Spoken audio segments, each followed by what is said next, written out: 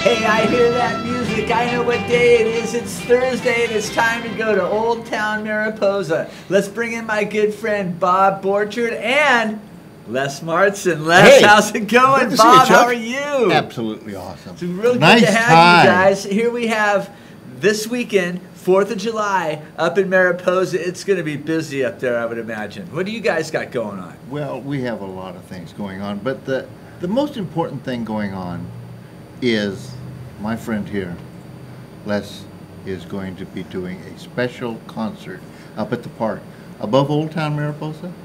And, well, Les, can you talk a little bit about this? I brought you all the way. I brought you all the way up here. Wait a minute. Before we go any further, let's introduce Les to people that haven't met him before here on the show. Les is the conductor of the largest, the smallest town in America that have its own symphony. That's right. We have our own symphony orchestra. Listened. Yeah, very good, Chuck. And I'm going to ask you other questions, and if you get 3 right in a row, you get an ice cream cone. Well, yeah, as a matter of fact, this Saturday, 2 days from now, on the 5th of July, we're going to be celebrating the 238th birthday of our United States with our annual Independence Day spectacular concert of the Mariposa Symphony Orchestra. Now, the big deal is that I never hold this concert on the actual 4th of July. It's the Independence Day spectacular, and I don't want to do it on the 4th because there are so many other events going on in town and also family gatherings, and so we always do it near the 4th of July. Well, wait a minute. Okay. The spectacular. We're talking about orchestra music here, right? Oh, Chuck. Tell people why it's going to be so spectacular. And I will tell you all about other than the fact that the conductor is spectacular. Oh, Bob. If you've ever seen this man in front of... It's getting pretty deep around here. It is, but it's so deserved. It's absolutely truthful, or else I would not be sitting next to Bob. But yeah, okay, I'll cut to the chase. I'll tell you about the most spectacular part. You will have an opportunity of seeing live in concert outdoors in an outdoor amphitheater Tchaikovsky's 1812 Overture. You know 1812 Overture. This is for some reason, how is it that a piece that was written in 1880 to celebrate it was written in 1880? 1880, yeah. Called 1812. But called, I'm following you here. Now, just in case you ask me later. It's not, okay, good. It was premiered, however, 2 years after it was written. So Chuck, tell me, for $2, what year was 1812 Overture premiered? I'm going to say 1814. 1882. It was written in 1880. He's not listening, is he? It's tricked. Amazing. He's sitting here, and it's like we're sitting next I've had a stroke, you know. Have you really? No, and I'm not going to stroke you. So I have to deal with this every week. I know. Anyway, 1880. The overture was written in 1880, and it was to commemorate the French defeated the Russians at the Battle of Borodino. Now, I feel like I need to give you this because we have to elevate the intellectual status of this show as well as the educational factor. So now you can say you're doing educational TV. But anyway, so in 1880, Tchaikovsky got the idea. In 2 years, we're going to have the 70th anniversary of the Battle of 1812, the War of 1812, and also it was going to be the Tsar's the 25th anniversary, and it was also going to be the opening of a big cathedral in Moscow that had been commemorated. It was an edgy thing for him to do, right? It was. He was one of those guys. And he said, I'm going to write this piece. It'll be performed outdoors. It will have 16 cannon shots, live cannon shots. It will have all the bells of Moscow ringing out at the very end, all the cathedral bells, and a spectacle, huge, big piece. And so then in 1881, the Tsar was assassinated. The cathedral wasn't ready yet. And finally in 1882, they premiered the piece in a tent next to the unfinished cathedral with no cannons. Non-spectacular. No cannons. And in fact, Tchaikovsky never got to hear it in his lifetime done with cannons. And usually when it was done in performance, it was done indoors with bass drums or this and that. It was only in about the past 50 or 60 years that people tried to do it with cannons, and the timing is always off. I mean, even if you see it today on PBS and they're doing it at the National Symphony Orchestra in D.C. in concert, the cannons are off. And so it kind of throws the whole piece. Sometimes they get it really close. What's usually done nowadays, and what we will be doing for safety, and we'll get to this. An electronic ignition on these cannons. That's what Tchaikovsky actually planned in 1882. Electronic, and this is hip. The Russians in 1882. He really is. So what year was it premiered? 1882. Very good. Nice. Now, that time you got it, but for no bucks, because it was like Simon Says. I never offered the understand. money. Anyway, but Bob will give you a free drink. I won't tell you of what. But anyway, so we are going to be doing It'll be it. healthy, though. Absolutely. It will be carrot juice. Carrot juice, yeah. Anyway,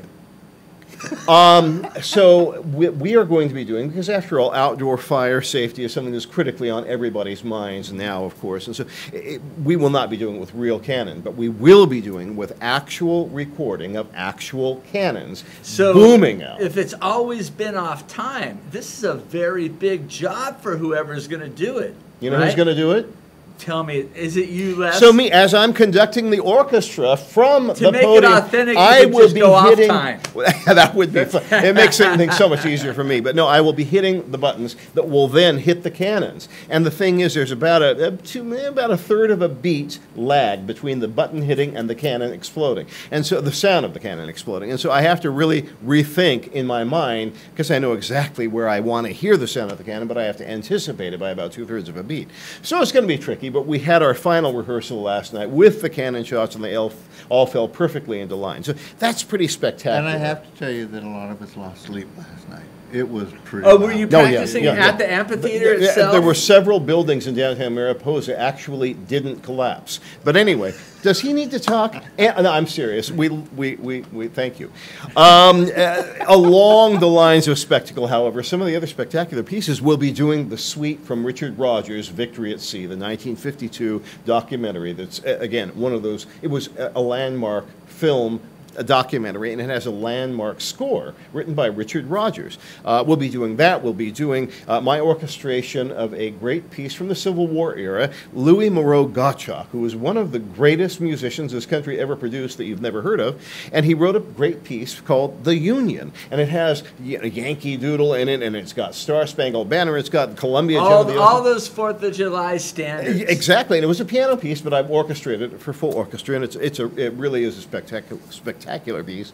We'll be doing the Stars and Stripes Forever. We'll be doing Star Spangled Banner. And here's another little bit of trivia for you. This year, on September 14th, we will be celebrating the bicentennial of our national anthem. Wow. And not many people know that. September 13th, 14th, Francis Scott Key was on board the HMS Tonnant, the British ship, in Baltimore Harbor. And it was while he was being held overnight there that he then saw the bombing of Fort McHenry. And he came out on deck of that ship and he saw the bombs bursting in air and he thought, will our country still be alive in the morning? Will that fort be there? What is the future of this nation? And Let me write a song about it. Well, he wrote a poem, and his poem was called Defense of Fort McHenry. 3 days later, his brother-in-law, now he was a lawyer. He was a 35-year-old lawyer. His brother-in-law was a judge. The judge gets the bright idea. There's this old English drinking song that Bob knows very well. He sings it every night, and it's called To Anacreon in Heaven. And it's a British drinking song that was written in 1778. And the brother-in-law gets this idea, wait a minute, this poem, it fits scansion perfectly against that old song. Why don't I publish this? So 3 days after Francis Scott Key wrote that poem, it was published anonymously as the Star Spangled Banner. Is anybody else just sitting around with their mouth hanging wide open right now? Wide open, singing the Star Spangled Banner. But so 200 years ago, this coming September, is when that happened. Now, it was not immediately our national anthem, and it took until 1931 until Congress then, by an act of Congress, made it our official national anthem. But it was born 200 years ago, and so we will be celebrating that fact. You're a wealth of knowledge, Les. I wish I was a wealth of money. That would be even better. But me too. Okay, so now we have a flyer right now for the Mariposa Symphony Orchestra right here, and this is a free event. No, it's not. It's no, not? No, it's not free. No, it's actually. It's a long ways away, that screen over there. Yeah, it is. And I'll tell you exactly what it costs. It's actually next to free. It's awfully cheap. Awfully inexpensive. It's never cheap. It's $6 for adults and $4 for students. And you don't get much cheaper than that. Less expensive, let me say. However, this year we're also doing a fundraiser. We are raising funds for the Mariposa County Arts Council for our summer youth art program. And if you can cough up $17, you get a really great hot dog dinner. Ooh. And the concert admission. Patriotic. hot dog. Yeah, you The get a hot picture, dog. red, you white, and blue. get a hot dog. You get your coleslaw. You get your condiments. You get you get Yeah. a berry cobbler with whipped cream. You get chips. You get bottled water, and you get the And concert. I'm going to let the cat out of the bag. Les will be there, and Les will be signing. You know, anyone who has a program, he was going to sign it. I will sign your program in And- squeezed mustard. And squeeze, Nice. And No, squeeze. in squeezed mustard. You get me a squeezed mustard bottle. I'll do my name right on your Perfect. program, or on your hot And one of dog. the reasons that we're doing this up in the park this year is, you know, we're having a drought year, and you guys are not encouraging any type of fireworks up on the mountain this year. Pyrotechnics are illegal and very much discouraged. Visitors and residents who have access to these things very easily in the valley are not going to be welcome to set them off in Mariposa. No, they are. It's important to remember they are illegal in Mariposa County, but beyond that, they are extraordinarily dangerous. Mariposa has been plagued, as you probably know, over the past decade and longer, with some incredibly terrible, destructive fires. And Fast fires too. Yeah, absolutely. And in fact, you know, the Rim Fire, which was just outside Mariposa County, but also intruded in Mariposa, that was the, I think now the second largest wildfire in the history of the state. We don't need that. We don't want that. And there are great ways of celebrating our nation's birth rather than by burning down the- Pre-recorded cannons. Exactly. Safe and sane. And Yes. so, yes, we want people to come. We are welcoming people with open arms, but please leave the fireworks at home. All right.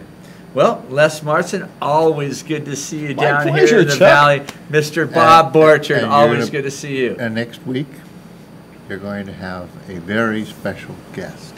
But I Ooh. can't talk about it today, but you're going to really I can't enjoy wait. it. I love Old Town Mariposa. It's going to be hot this 4th of July. I just might find myself up there. If you see me up there, say hi. We'll be right back on the Central Valley Buzz. You sign your